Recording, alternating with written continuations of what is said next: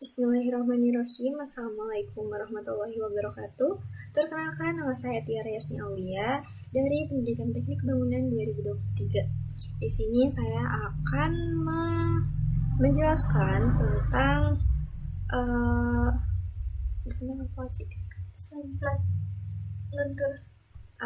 tentang desain plat lentur. Nah, desain plat lentur ini sumber rujukannya itu dari buku Gideon dan juga tata cara perencanaan mendirikan bangunan gedung dari SNI 031728 1989. Nah, untuk data yang diperlukan terhadap data lentur plat ini yaitu ada FC atau tegangan leleh dari beton, lalu FY, lalu ada tebal plat. Tebal plat ini biasanya itu 120-150.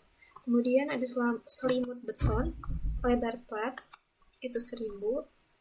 Kemudian ini adalah denah dari gedung EPTIC atau denah plat ya dari gedung EPTIC. Kemudian dari denah-denah ini setiap platnya itu dipecah menjadi beberapa kasus, dan di sini itu kalau tidak salah ada 16 kasus. Nah, di sini dibedakan ya, ada yang warna merah, kemudian ada yang warna hitam. Warna merah itu artinya platnya terletak bebas, dan kalau yang warna hitam itu terjepit penuh. Menurut penjelasan, untuk plat lantai yang warna hitam atau terjepit penuh itu saat melakukan pengecorannya ialah dia itu langsung dicor bersama dengan balok, sementara yang merah itu agak terpisah, kurang lebih seperti itu. Jadi kemungkinan untuk yang warna hitam itu lebih kaku. Nah, setelah dibagi-bagi seperti ini,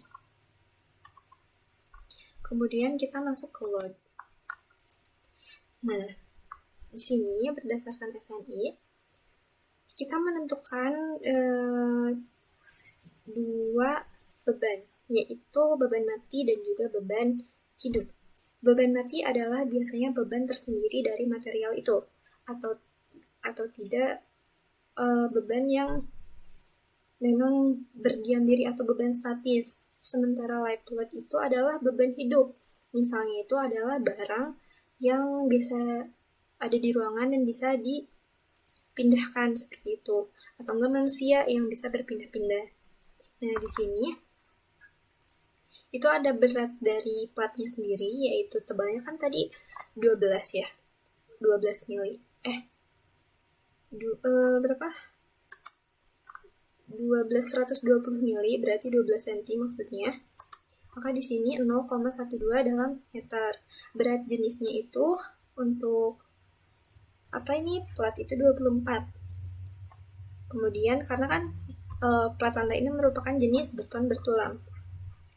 Di sini ada sumbernya. Lalu untuk berat pasir sendiri itu biasanya kan dari plat itu ada plat lantai, kemudian ada pasir, lalu spesi dan juga keramik. Nah, untuk pasirnya ini kan sebesar 1 cm tebalnya, maka kita dikalikan dengan berat jenisnya, kemudian didapatkan hasil 0,16. Lalu ada berat spesi. Spesi ini biasanya kan 3 cm atau 2 cm juga bisa ya, sehingga didapatkan dikalikan dengan berat jenisnya ya, berat jenis spesi itu sendiri yaitu 22. Karena diadukan hanya berarti beton aja ya, tanpa tulangan, berarti 0,6. Lalu ada berat keramik. Kita asumsikan bahwa jenis keramiknya itu berat jenisnya 22, lalu dikalikan dengan tebalnya itu 1 cm. Kemudian nanti ada berat MEP atau berat plafon penggantung, ini bisa ditambahkan sebagai dead load. Terus di sini untuk perhitungan SAP atau SAP 2000 ya, nanti itu ketika kita akan memberikan beban mati di SAP-nya itu, kita pakai yang ini, yang merah. Jadi dari berat pasir, spesi, keramik, MFP, plafon itu dihitung menjadi beban mati. Kenapa yang ini berat tersendirinya itu tidak dimasukkan ke dalam dead load? Karena itu sudah dihitung oleh SAP-nya tersendiri.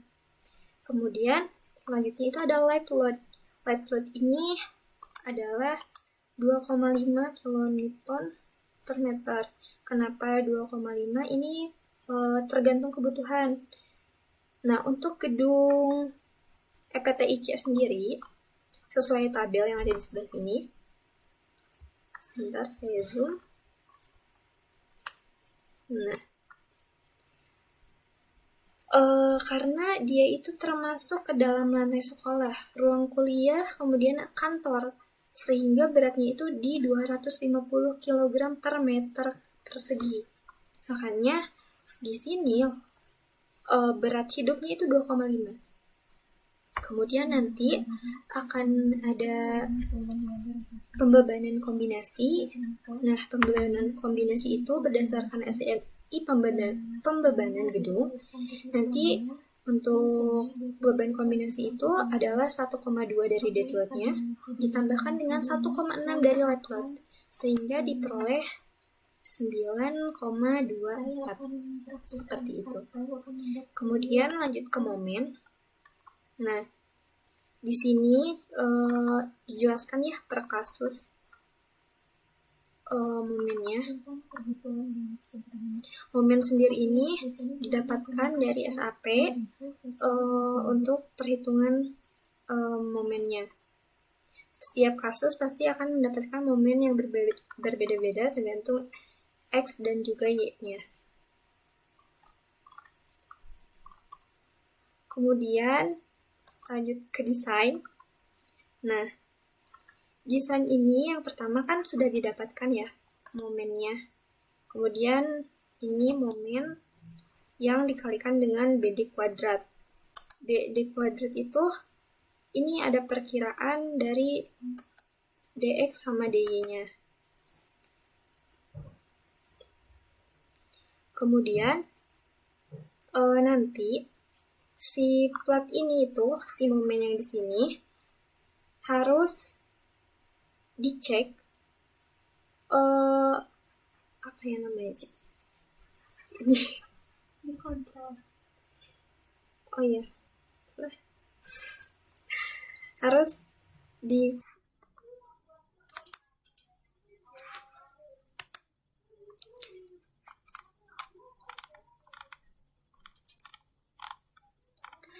Oke, baik. Yang selanjutnya ini ada momen.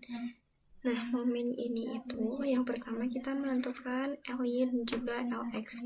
LY itu merupakan bentang terpanjang, sementara LX itu merupakan bentang terpendek. Nah, di sini kan ada ya panjang dan lebar dari plat A1. Di plat A1 ini kan dia ini yang merah ini kan bebas ya, terus yang hitam itu adalah terjepit. Nah, berarti LY per LX-nya itu sama dengan 6,9 dibagi dengan 3,6. Seperti itu. Kemudian, nah ini kan kasus 3 ya. Nah, kita tentukan untuk MLX, MLY ini dari sini. Itu nilainya sama, yaitu 0,01. Kemudian dikali 9,24, ini dari beban loading ada di sini ya. Yang tadi ini 9,244. Kemudian ini ada 12,96 merupakan perkalian dari LX. LX-nya dipangkatkan 2. Kemudian ini dikalikan dengan 57. 57 itu didapat dari mana? Kan tadi LY per LX-nya itu adalah 1,9 ya. Sehingga kalau kita cari menggunakan tabel, ini kasus 3, MLX, yang ini berarti MLX di 1,9. Di sini kasus 3 maaf, yang ini berarti 57. Sehingga didapatkan dapatkan momen Lx-nya itu sebesar 6,8287. Nah, nilai minus ini merupakan nilai arah, jadi tidak perlu dikhawatirkan nanti untuk perkaliannya itu diabsolutkan, seperti itu. Setelah semuanya juga kan misalnya ini kasus ke bawahnya itu dihitung sama gitu.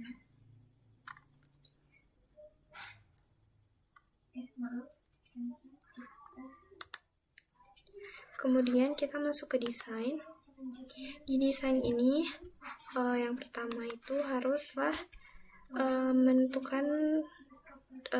memasukkan data-data dari part 1 ini ya.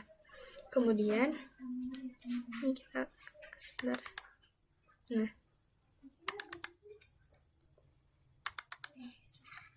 untuk MU-nya ini merupakan hasil dari penjumlahan momen tadi, ini momen yang terjadi. Kemudian ini dikalikan dengan BD kuadrat, yaitu tebal plat, dan juga D itu perkiraannya ya. Jadi perkiraan arahnya gitu. Nah, untuk MLY berarti dia itu D-nya merupakan pakai DY. Ambil yang ini. Nah, setelah itu kita menentukan rho.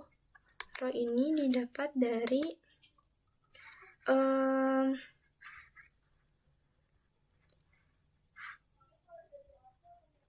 rumus yang ini, yang bawah.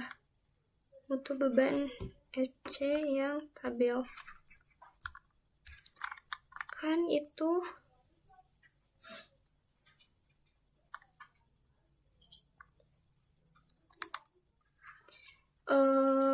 MUBD-nya tuh 725. Kemudian rho-nya berapa? Rho-nya itu kan di antara 600 dan juga 700, berarti yang ini.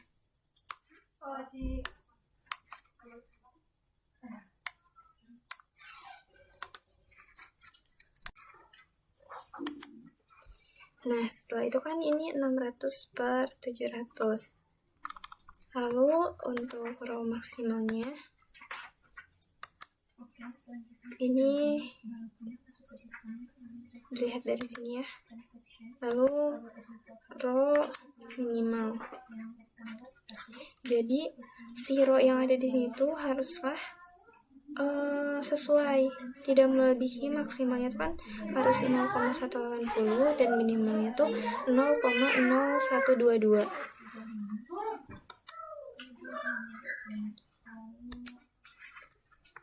Seperti itu. Ketika dicek, ini ada beberapa rho yang sudah memenuhi syarat, dia akan benar oke. Ini sudah di setting. Kemudian bagi yang rho-nya itu melebihi maksimal, maka dipilihlah untuk menggunakan rho min. Seperti itu. Kemudian dihitung AS-nya. AS ini dari lebar plat dikalikan dengan dx, kemudian dikalikan dengan momen, dikalikan dengan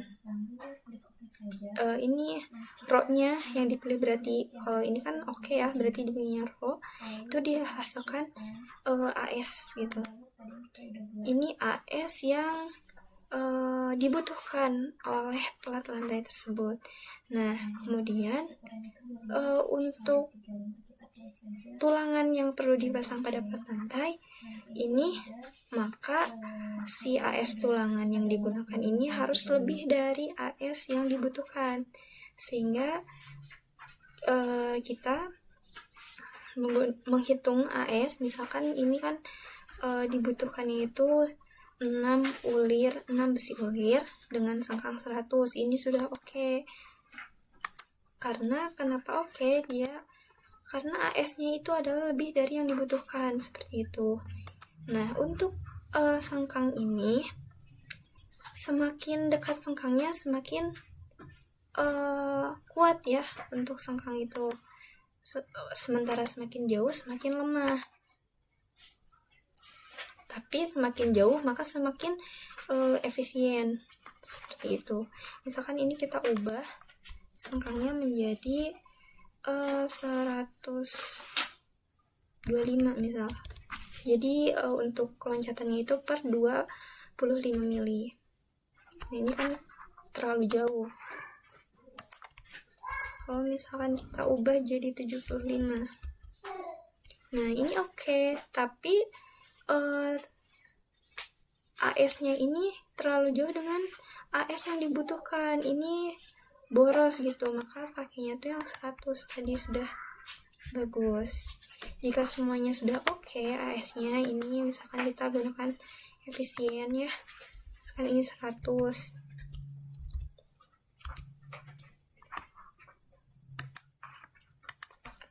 150 tadi berapa? 188. Misalkan kita ganti ke 175. Jaraknya ini berarti kurang, terlalu renggang, maka pakainya 150. Seperti itu untuk menceknya. Jadi harus dipastikan bahwa AS yang dibutuhkan itu terpenuhi oleh tulangan ini. Nah, di sini tuh ada syarat ya. Nah, ini dia.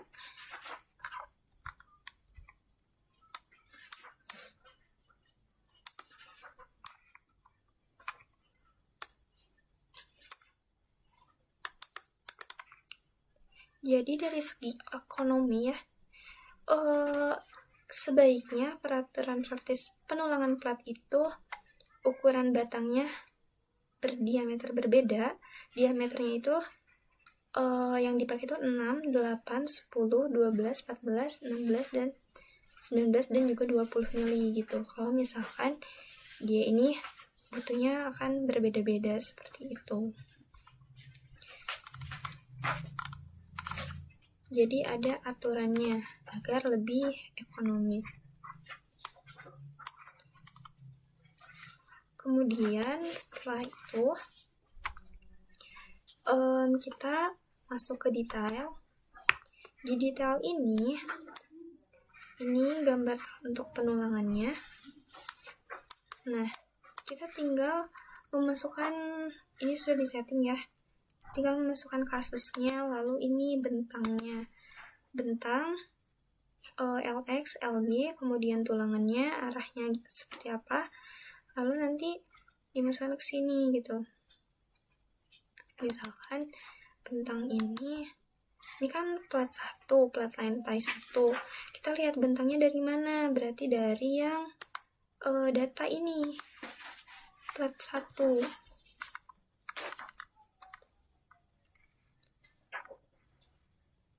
Ini di momen juga ada ya. Oh iya, di momen ini kasus ini kan sudah ada bentangnya berapa. Nanti otomatis di gambar penulangannya itu akan berubah seperti itu.